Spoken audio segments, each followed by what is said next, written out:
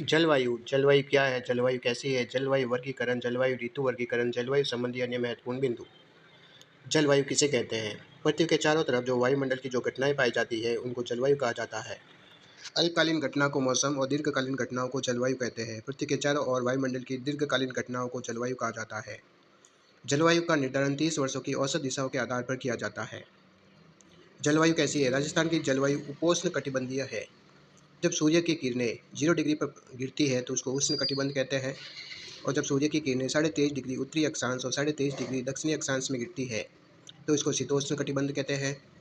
और 66.5 डिग्री उत्तरी अक्षांश और 66.5 डिग्री दक्षिणी अक्षांश को शीत कटिबंध कहते हैं।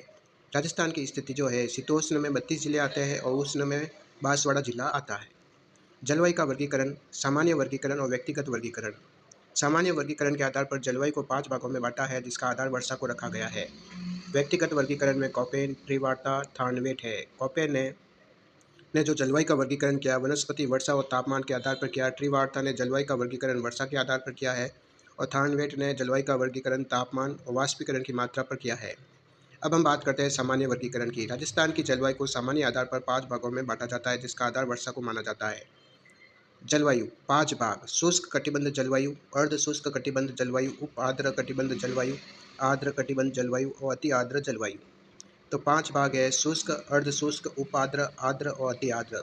अब इनकी वर्षा की बात करते हैं। शुष्क कटिबंध में 0 से 20 सेंटीमीटर की वर्षा होती है। अर्ध शुष्क में 20 से 40 सेंटीमीटर की वर्षा होती है। उप आर्द्र में 40 से 60 सेंटीमीटर की वर्षा होती है। आर्द्र में 60 से 80 सेंटीमीटर की वर्षा होती है। और अति आर्द्र में 80 से 120 सेंटीमीटर की वर्षा होती है। शुष्क कटिबंध में पश्चिमी मरुस्थल आता है। अर्ध शुष्क कटिबंध में भी पश्चिमी मरुस्थल आता है। उप आर्द्र में अरावली आता है। आर्द्र में पूर्वी मैदान आता है। और अति आर्द्र में हाड़ौती आता है। ये जो आपको चिन्ह दिखाई दे रहे हैं, डॉट डॉट के चिन्ह, ये एरिड को रिप्रेजेंट करते हैं। जो सर्कल है, ये सेमी एरिड को रिप्रेजेंट करते हैं। और ये जो खड़ी लाइनें हैं वो सब हमीद को रिप्रेजेंट करते हैं।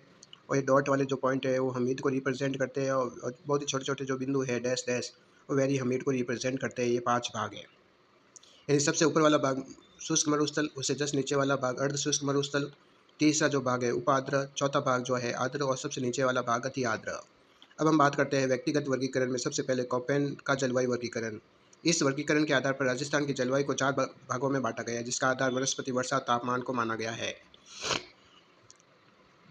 अब ए बी सी डी ई का मतलब होता है, ए में उष्ण कटिबंध आएगा, बी में शुष्क मरुस्थल और अर्ध शुष्क मरुस्थल होगा। शुष्क मरुस्थल का मतलब है वेस्टर्न, डब्ल्यू से रिप्रेजेंट कर रहा है। अर्ध शुष्क मरुस्थल को स्टेपी एस से रिप्रेजेंट कर रहा है। फिर सी पर उपोष्ण कटिबंध आता है, डी पर हिमतुल्य आता है और ई पर बर्फ टुंडा तुल्य आता है। हिमतुल्य और टुंडा तुल्य राजस्थान में नहीं है। ए का मतलब हो गया ए डब्ल्यू, फिर आता है बी डब्ल्यू एच डब्ल्यू, फिर बी एस एच डब्ल्यू, फिर सी डब्ल्यू जी। ये 4 भाग को बांटा है कोपेन ने। तो सबसे पहले हम बात करते हैं बी डब्ल्यू एच डब्ल्यू में कौन से जिले आते हैं। Jaisalmer, Bikaner, Ganganagar, Hanumangarh, Churu. B S H W में Luni basin, Nagaur basin, Shekhawati basin, Ghaggar basin आते हैं। सी डब्ल्यू जी में अजमेर, भरतपुर, भीलवाड़ा, बूंदी, चित्तौड़गढ़, धौलपुर और जयपुर और दौसा, ये सभी जो है सी डब्ल्यू जी के अंदर आते हैं। और ए डब्ल्यू में आते हैं हाड़ौती, वांगड़, माउंट आबू। तो सबसे पहले ए डब्ल्यू की बात करते हैं। उष्ण कटिबंधीय आर्द्र या अति आर्द्र जलवायु कहते हैं। वनस्पति सवाना व ऊंची सघन घास है। विस्तार जो है ए डब्ल्यू का कोटा, बारा, बांसवाड़ा, झालावाड़, डूंगरपुर, प्रतापगढ़, माउंट आबू, ये सभी ए डब्ल्यू के अंतर्गत आते हैं। कोटा, बारा, झालावाड़, डूंगरपुर, बांसवाड़ा, प्रतापगढ़, माउंट आबू। इस जलवायु प्रदेश में सघन वनस्पति पाई जाती है। अब हम बात करते हैं दूसरे भाग की, बी डब्ल्यू एच डब्ल्यू की। शुष्क मरुस्थलीय जलवायु कहते हैं। वनस्पति मरुद भित्त या जीरोफाइटस पाई जाती है। जैसलमेर, बीकानेर है और आंशिक भाग गंगानगर, हनुमानगढ़, चूरू में भी पाया जाता है। नियमित वर्षा वाला जलवायु प्रदेश है, जहाँ कटीली वनस्पति पाई जाती है। B S H W. तीसरे भाग की हम बात करते हैं कोपेन के। अर्ध शुष्क मरुस्थलीय स्टेपी जलवायु कहते हैं। वनस्पति या स्टेपी प्रकार की पाई जाती है। विस्तार है Luni basin, Ghaggar basin, Nagaur basin और शेखावटी बेसिन। कोपेन के जलवायु वर्गीकरण में सबसे बड़ा जलवायु प्रदेश है B S H W. C W G उप आर्द्र जलवायु कहते हैं। वनस्पति मानसूनी वनस्पति पाई जाती है। सी डब्ल्यू जी में अलवर, भरतपुर, करौली और Dholpur A B C D के नाम से जाना जाता है। राजसमंद, सिरोही, सवाई माधोपुर, टोंक और Udaipur R S T U के नाम से जाना जाता है। फिर जयपुर। सर्वाधिक उपजाऊ भौतिक प्रदेश, जनसंख्या घनत्व सर्वाधिक है। अब हम बात करते हैं त्रिवार्ता जलवायु वर्गीकरण। त्रिवार्ता के अनुसार राजस्थान की जलवायु को 4 भागों में बांटा जाता है, जिसका आधार वर्षा को माना गया है। यानी कोपे ने 4 भाग कौन से बताए? A W, B W H W, B S H W, C W G. और त्रिवार्ता ने बताए A W, B W H, B S H और सी ए डब्ल्यू। और वर्षा है 100 सेंटीमीटर, BWH में वर्षा है 10 सेंटीमीटर, BSH में वर्षा है 30 सेंटीमीटर और CAW में वर्षा का है औसत 70 सेंटीमीटर। थॉर्नवेट जलवायु का वर्गीकरण। राजस्थान की जलवायु को थॉर्नवेट के द्वारा तापमान, वाष्पीकरण और वर्षा के आधार पर 4 भागों में बांटा है। C का मतलब है उपाद्र, D का मतलब है अर्धशुष्क, E का मतलब है शुष्क और 4 भाग कौन से है? CAW, DAW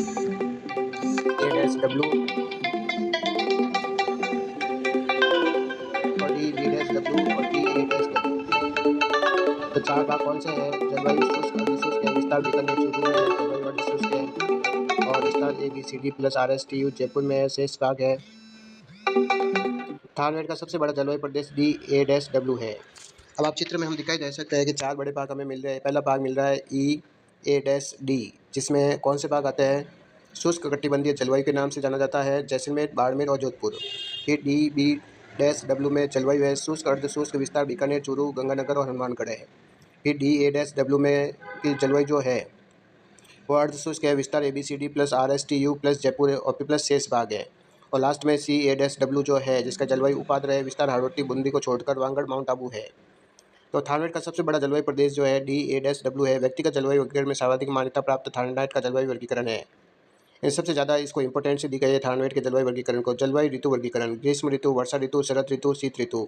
यानी ऋतुओं को 4 भागों में बांटा है। ग्रीष्म ऋतु में लू चलती है, आंधी चलती है, बबूलिया चलता है। वर्षा ऋतु जो है जो मानसून आता है जून से सितंबर तक माना जाता है। शरद ऋतु अक्टूबर से नवंबर और शीत ऋतु जो है दिसंबर से फेब तक माना जाता है। यानी ग्रीष्म ऋतु मार्च से जून, वर्षा ऋतु जून, जुलाई, अगस्त, सितंबर, 4 महीने इसके। फिर शरद ऋतु अक्टूबर और नवंबर और शीत ऋतु जो है दिसंबर, जनवरी, फरवरी, ये 3 महीने। ग्रीष्म ऋतु की सबसे पहले बात करते हैं लू। गर्म और शुष्क हवाएं लू कहलाती है। आंधी, धूल भरी, नमी, आर्द्रता युक्त हवाएं।